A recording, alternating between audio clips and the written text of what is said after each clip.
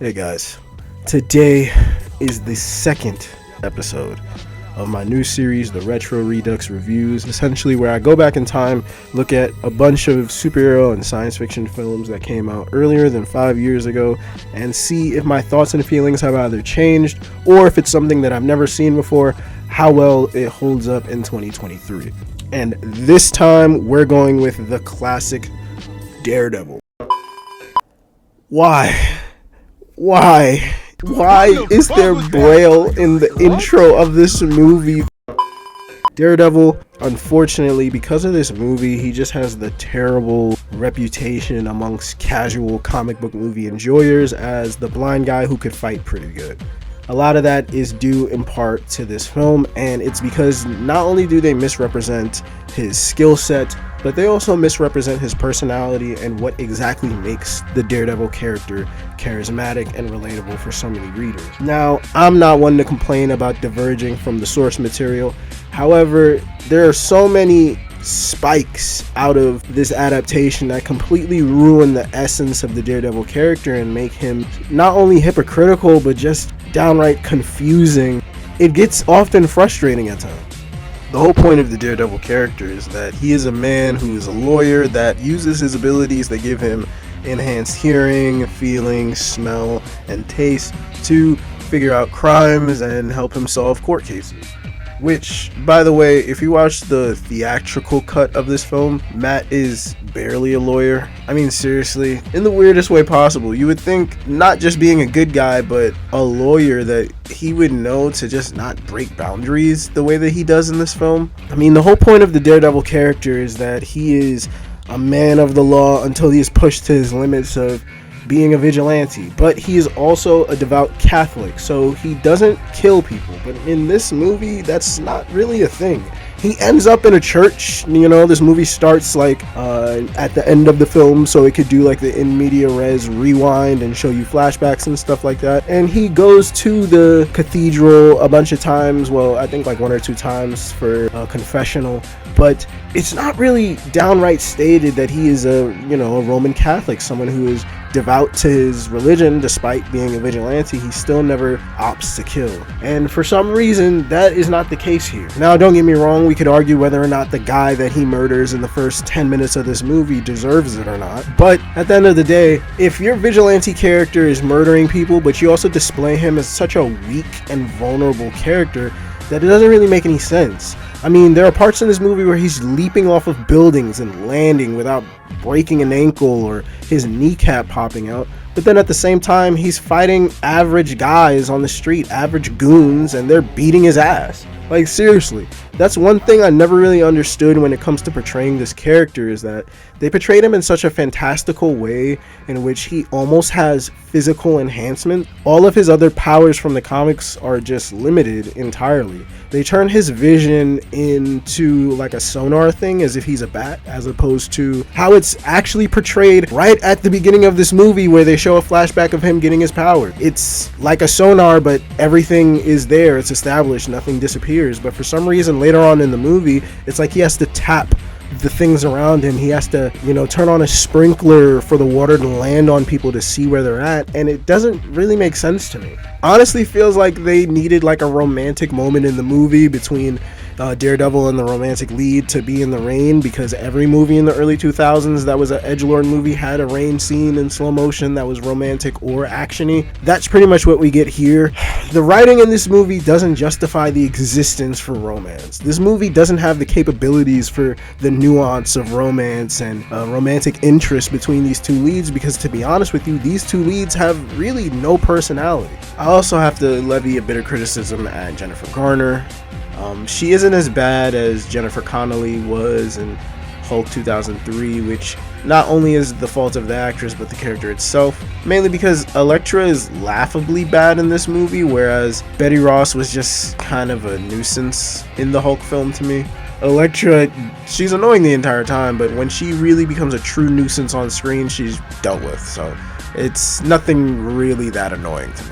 Now, the only time I could genuinely say I like Daredevil in this film is when Matt Murdock and Foggy are talking to one another. Ben Affleck and Jon Favreau's chemistry during their moments of conversations or actually pretty interesting, and you know, nothing groundbreaking, nothing too realistic, but at the same time, in comparison to how melodramatic everything else in this movie is, it is a breath of fresh air to hear these two characters talk to one another like human beings. Although that is immediately undermined by how creepy Matt is in this movie. His initial interaction with Elektra, portrayed by Jennifer Garner, is the creepiest thing a superhero could do. When I was younger, I always thought that maybe there was just something I wasn't understanding with this film when it came to me just being almost disgusted by the Matt Murdock character. But when you rewatch it, all of the decisions he makes are not only so hypocritical, but he might be the worst depiction or adaptation of a comic book character ever. The fundamental misunderstandings of the religion aspect of the character makes the setting at the beginning and the end of the film just something to placate to fans.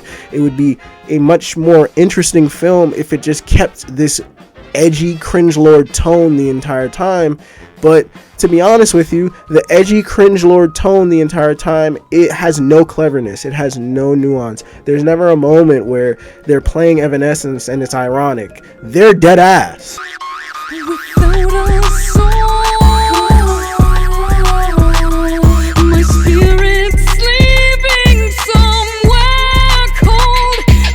Now, in comparison to my previous retro review, this makes Hulk look like a masterpiece. I would watch Hulk 10 times over just off of the sheer metric of how real and amazing the sets look in comparison. And those sets and vistas that were generated don't look that great these days, but it looks like a 4K Xbox, PlayStation 5 video game in comparison to how 90% of this film looks. And my biggest issue overall is just the CGI and the green screen. Nothing in this film ever feels tangible. Now, this also has one of the worst costume designs of any comic book movie.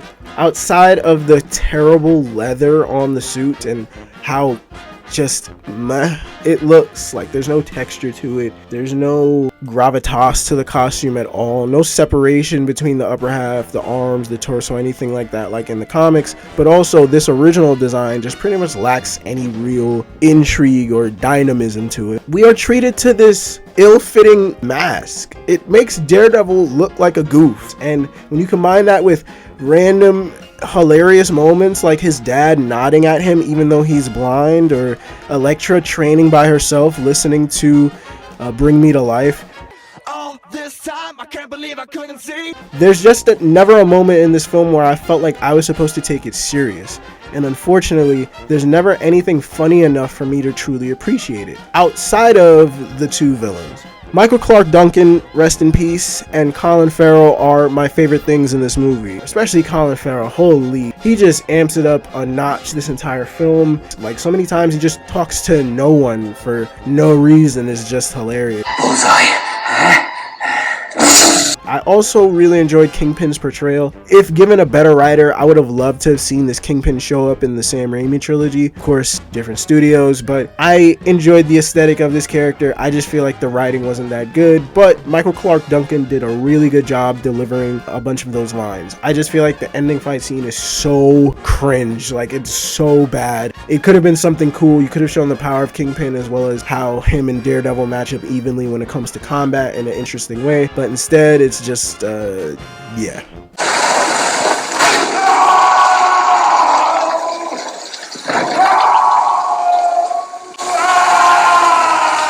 And a 1, and a 2, and a 1, 2, 3, 4. And don't even get me started on how somehow the guy figures out the identity of Daredevil. Like, sure, the character of Ben does deduce the secret identity of Daredevil in the comics, but it is so unearned in this movie that it's honestly headache-inducing when it happens.